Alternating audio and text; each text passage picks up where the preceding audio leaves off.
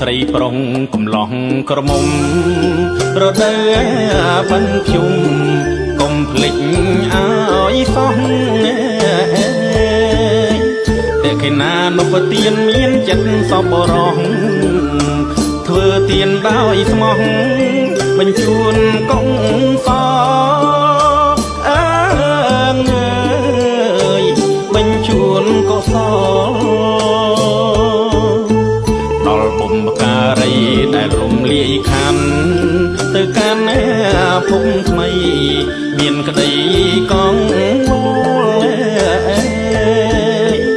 ដោយសារការសាងនៅអង្គកុសលកម្មផ្ដល់ផលបាបឲ្យដាបដល់កាយដាបដល់កាយយោនយកកំណើតកើតប្រែតនរុងលិមុងឈាមខ្ទុំឋាននោះអត់បាយ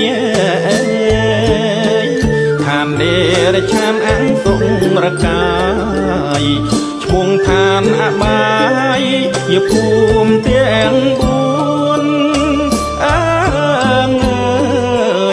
អបាយភូមិទាំង4កូនអើយធ្វើទានមានតែព្រះសង្ឃតំណាងពុទ្ធអង្គចង់សិលមួម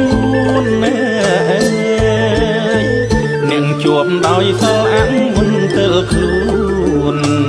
បូជាចុងស្នួនបញ្ជូនដល់ហើយបញ្ជូនដល់ហើយ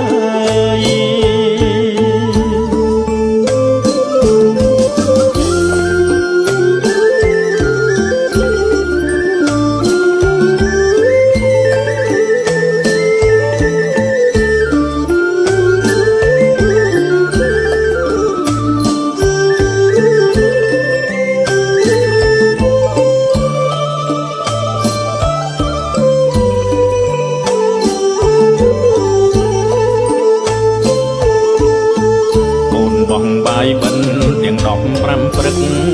បោះទៅពើនឹកគុណគុំភ្លេចឡាយប្រែត្រូវជាញាតបានទទួលហើយអូនណាំងកូនណាយឲ្យពរសពសា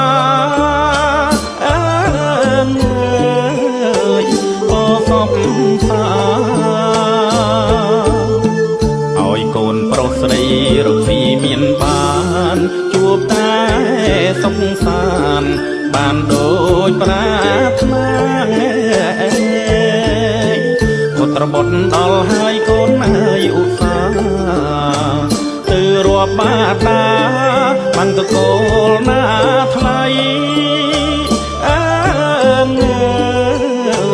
បានតកូលណាថ្លៃបណ្ដាំភុំបិណ្ឌមានចិនកុំភ្លេចកូនប្រុងស្រីពេជ្រត្រាច់ភ្ជាប់នីស័យព្រះពុទ្ធសាសនាមហាមានតម្លៃយងឡើងកើងក្រៃលំថ្ងៃអវសានលំថ្ងៃអវសាន